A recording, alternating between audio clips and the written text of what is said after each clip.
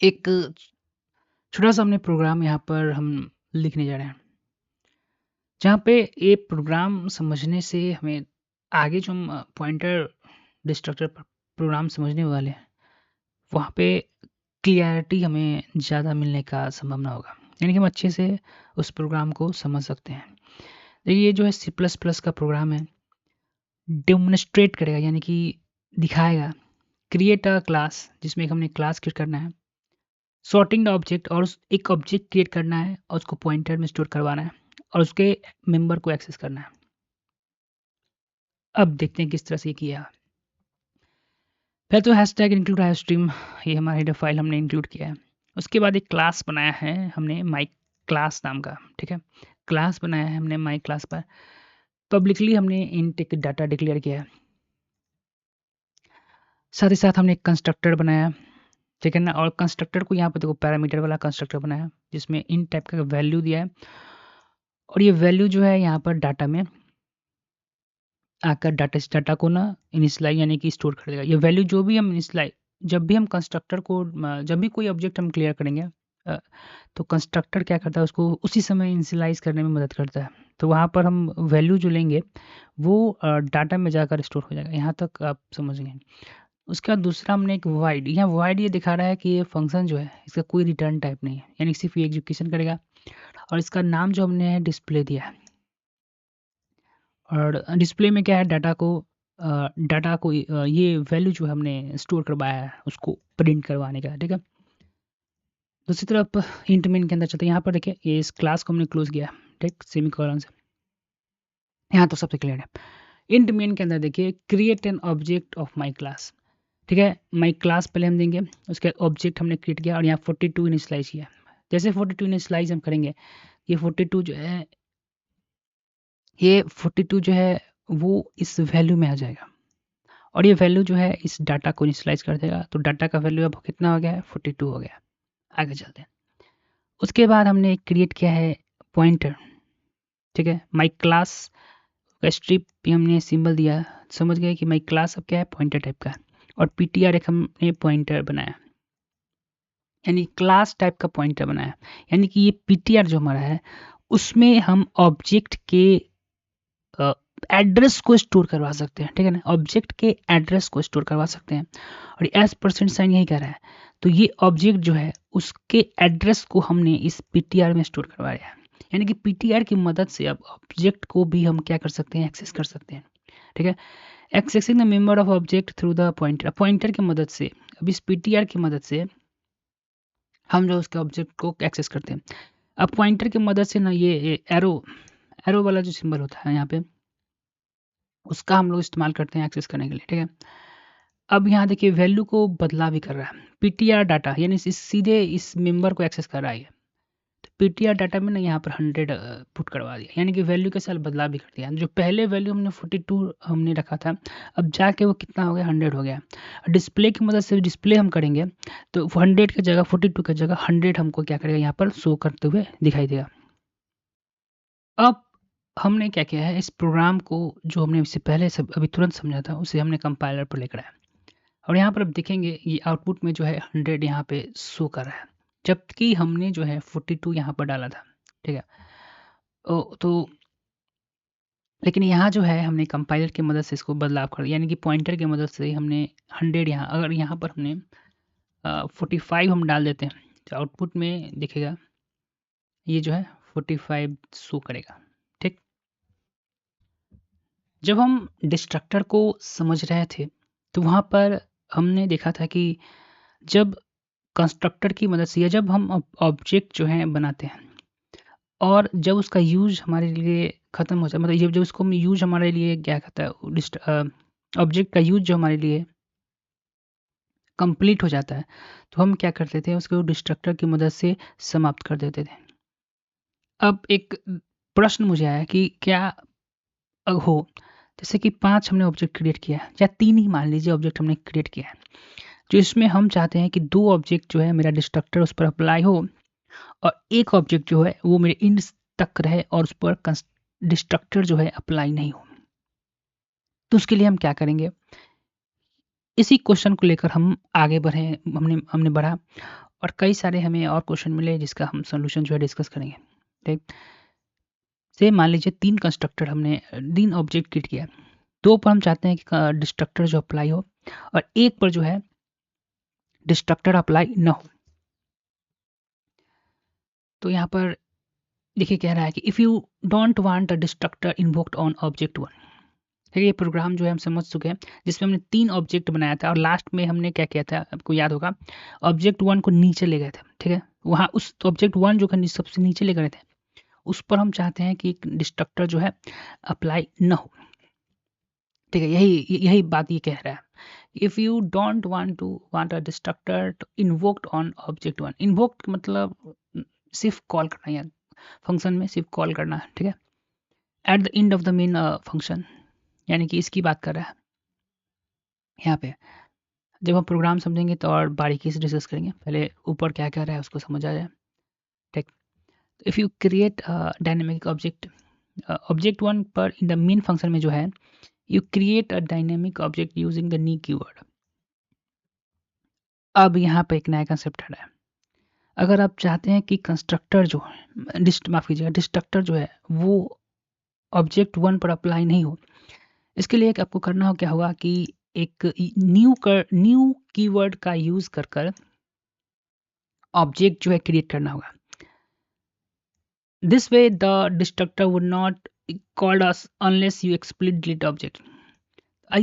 इससे होगा क्या कि डिस्ट्रक्टर जो है ना वो कॉल नहीं होगा उस पर्टिकुलर ऑब्जेक्ट पर जब तक आप मैनुअली जो है डिलीट कीवर्ड का यूज कर कर उस ऑब्जेक्ट को डिलीट नहीं करते हैं। आइए प्रोग्राम को समझते हैं। जैसे देखिए हैशटैग इंक्लूड आईओस्ट्रीम हमने यहाँ दिया है, using the name space STD दिया है। ठीक है, एक क्लास हमने बनाया है जिसका नाम हमने रखा है ऑब्जेक्ट काउंटर, जहाँ पर आप हमने स्टैटिक कीवर्ड यूज कर कर एक इन टाइप का काउंट बनाया। स्टैटिक इसलिए क्योंकि हम जानते हैं कि काउंटर जो है वो सभी ऑब्जेक्ट में यही काउंटर यूज होने वाला है।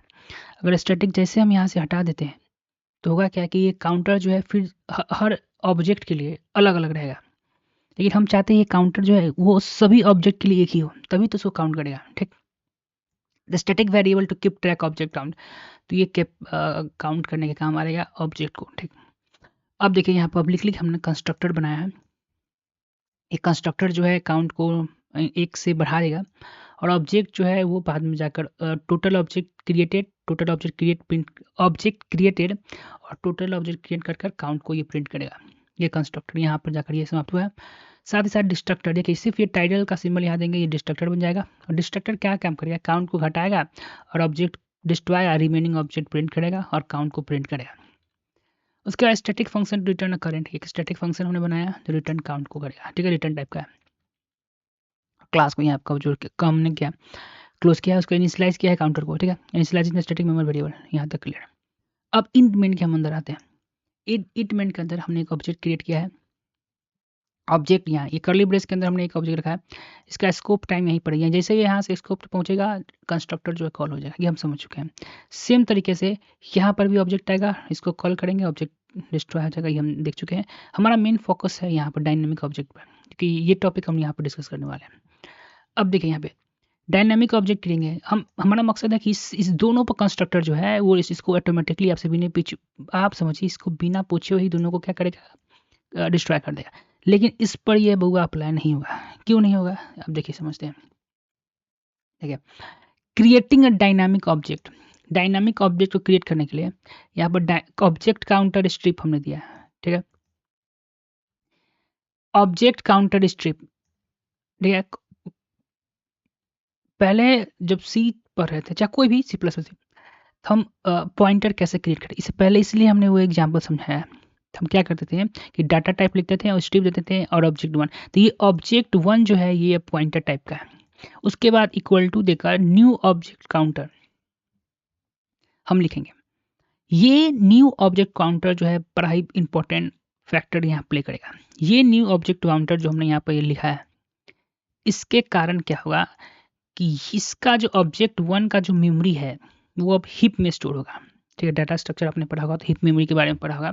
तो अब ये जो ऑब्जेक्ट 1 है वो हिप में जाकर मेमोरी स्टोर होगा।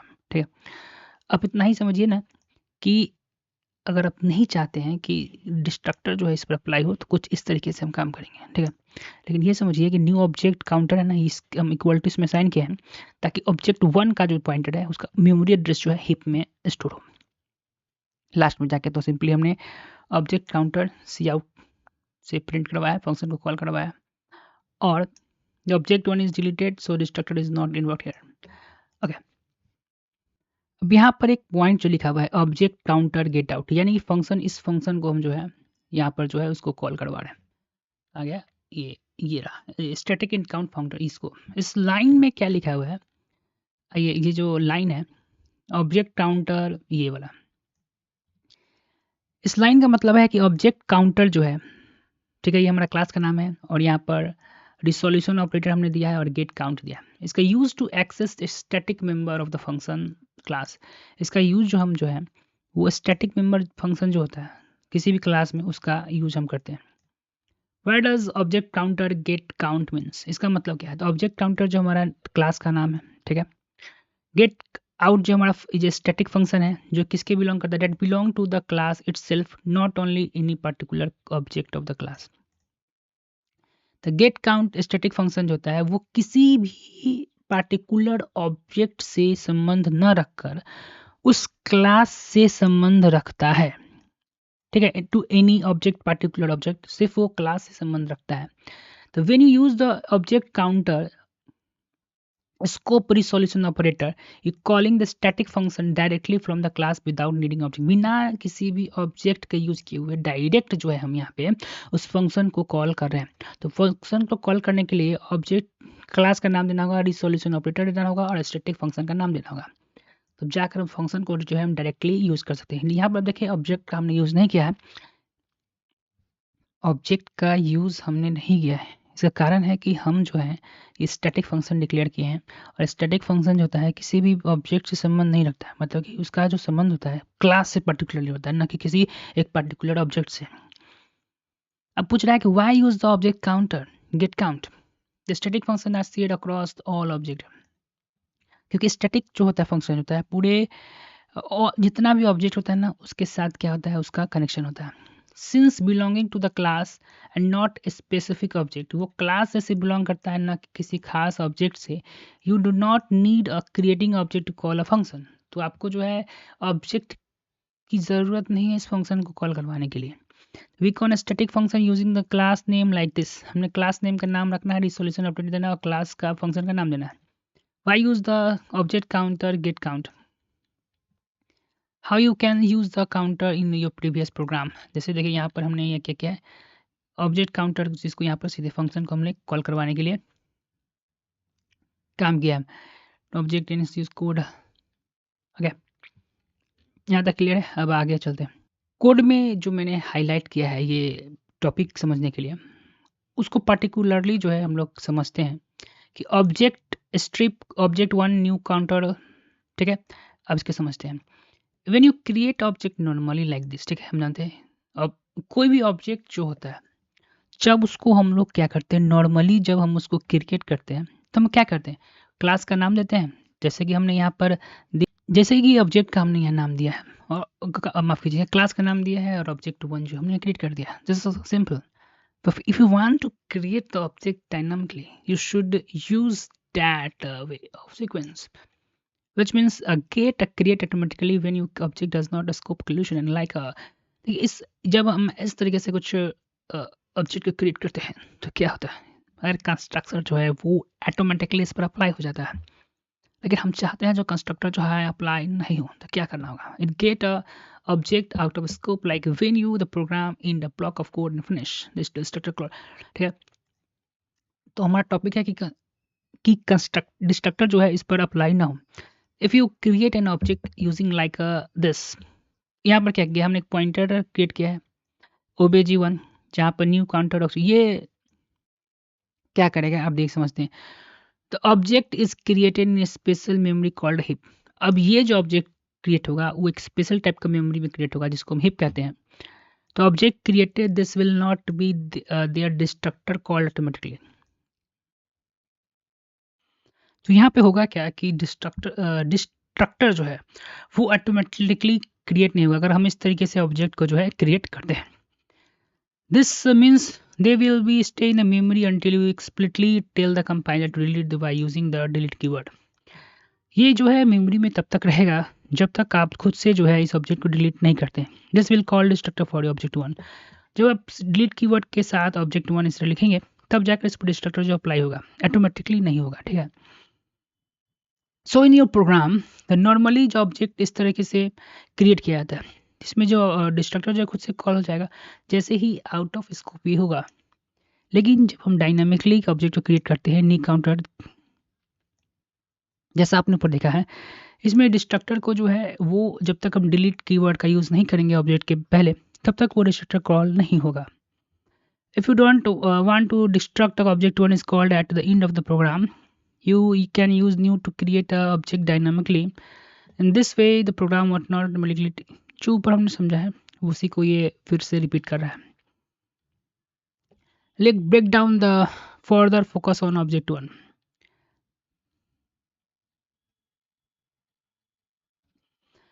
अब यहाँ पर एक प्रश्न उठ रहा है कि what is new counter? New counter is used to create an object dynamically from object counter class। देखिए न्यू काउंटर जो है यहाँ पर इस प्रोग्राम में यूज़ किया जा रहा है। इसका उपयोग जो हम लोग हैं ऑब्जेक्ट को क्रिएट करने के लिए कर रहे हैं, वो भी कौन सा ऑब्जेक्ट, डायनामिकली ऑब्जेक्ट को क्रिएट करने के लिए कर रहे हैं from the object counter class. किस क्लास से? From the object counter class से। ठीक है, new object counter is used to create an object dynamically from the object counter class। ठीक, इससे पहले हमने देखा था कि वहां पर हमने वर्ड यूज कर रहे थे हम डायनामिकली। अब डायनामिकली होता क्या है प्रोग्रामिंग लैंग्वेज में देखें तो in a program the term dynamically means something is capable of change action.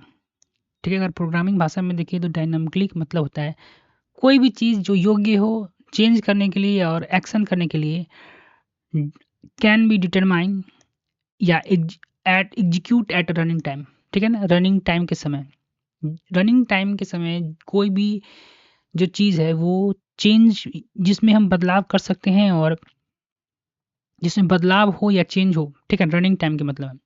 Dynamically programme language का मतलब अगर देखें तो type of program language that allow operation to be determine and execute at a run time rather than during compile phase. ठीक है, तो अगर dynamically programming language की हम बात करते हैं, कोई भी लैंग्वेज जो ऑपरेट करने में मदद करता है रनिंग टाइम पर, इसके बजाय कंपाइल फेज के समय नहीं। यानी अगर सिंपल शब्द में समझा जाए, यानी कि जो अगर आप देखें तो कंप्यूटर में दो फेज होता है, एक कंपाइल के समय और एक रनिंग टाइम के समय। तो रनिंग टाइम मतलब क्या है, जब प्रोग्राम को हम एग्जीक्यूट करते हैं। कंपाइल टाइम क्या है, यानी कंपाइल मतलब कि प्रोग्राम को रनिंग टाइम से पहले जो हम एग्जीक्यूशन देखते हैं कि कहाँ पर हो रहा है। तो ये जो है डायनामिकली का मतलब होता है रनिंग टाइम में एग्जीक्यूशन होना। ठीक है, तो ये डायनामिकली फॉर्म रहेगा काउंटर ऑब्जेक्ट का, यानी कि रनिंग टाइम एग्जीक्यूशन इसका होगा। की पॉइंट देखिए, the class counter, the class like a blueprint या template that define how object should be behave. The class क्या है, एक ब्लूप्रिंट या टेम्पलेट होता है जिसकी मदद से हम लोग बहुत सारे ऑब्जेक्ट को क्रिएट कर सकते हैं और ये बताता है कि ऑब्जेक्ट जो है किस तरह का होगा, किस तरह बिहेव करेगा, what data they have and what can they do. Class के पास क्या डाटा है और क्लास जो है क्या क्या कर सकता है। इन योर केस, हमारे केस में ऑब्जेक्ट काउंटर क्या है, क्लास है। ऑब्जेक्ट की बात करते हैं, object is a specific instance of class. Object क्या है, एक उदाहरण है किसका, क्लास का। It is like real world things created based on a blueprint class. Real things problem जो होता है उसको हम लोग क्या करते हैं, क्लास के फॉर्म में डिफाइन करते हैं ऑब्जेक्ट की मदद से। You can create many object from the same class. एक ही ऑब्जेक्ट, एक ही क्लास का हम लोग जो है कितने सारे ऑब्जेक्ट क्रिएट कर सकते हैं। Each have behave defined by class. और प्रत्येक जो है हम लोग क्लास कहाँ से डिफाइन करते हैं, क्लास से डिफाइन करते हैं। If object counter is a class, अगर ऑब्जेक्ट काउंटर जो है क्लास है तो ऑब्जेक्ट ओबी जो वन हम लोग लिए हैं वो क्या है, ऑब्जेक्ट है ऑफ दैट क्लास, उसी क्लास का। Meaning it follow the structure and behaviour defined by the object counter. इसका मतलब होता है कि ऑब्जेक्ट वन जो है same to same behaviour show करेगा किसका, ऑब्जेक्ट काउंटर का, क्योंकि ऑब्जेक्ट वन जो है फोटोकॉपी है किसका, ऑब्जेक्ट काउंटर क्लास का।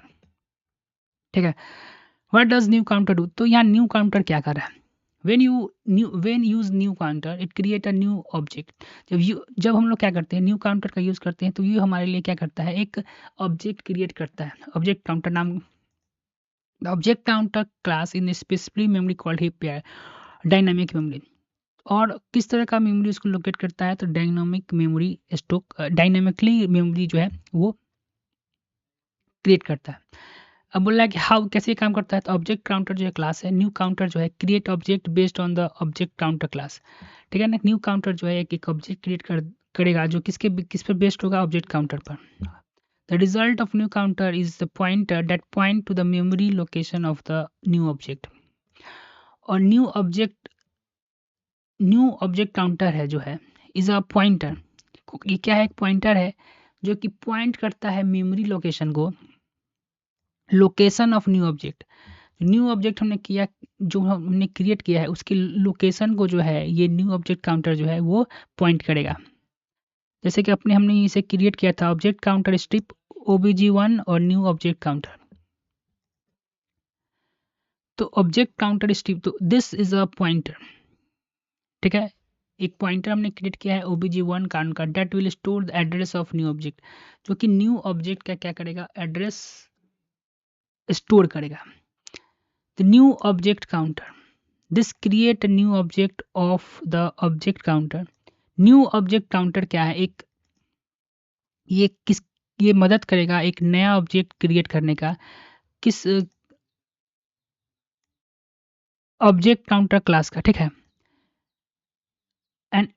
And store it's memory address in object, और इसका ऑब्जेक्ट जो है कहाँ स्टोर कर देगा, ऑब्जेक्ट 1 में, जो कि object store it's memory address in obg1।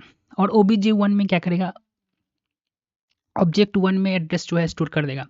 So this line, तो ये लाइन क्या कह रहा है, न्यू ऑब्जेक्ट काउंटर, जो न्यू ऑब्जेक्ट काउंटर हमने क्रिएट किया है, is use to create a new object. इसका यूज जो है एक नए ऑब्जेक्ट को क्रिएट करने के लिए हम करते हैं फ्रॉम द क्लास।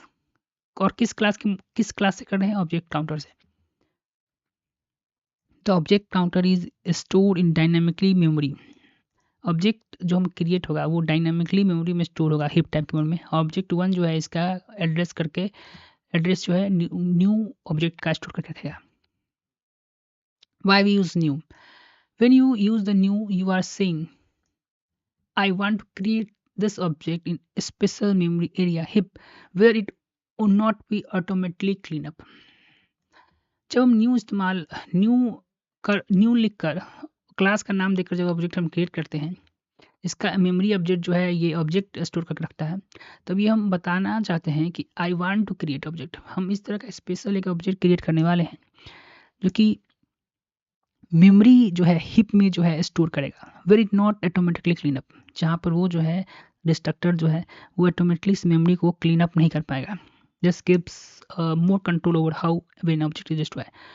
और ये जो है हमको जो है एक बहुत ज़्यादा कंट्रोल दे देता है कि कब अपने अनुसार जो है हम अपने ऑब्जेक्ट को क्रिएट और डिस्ट्रॉय कर सकते हैं। कंक्लूजन देखिए, new object is not a class.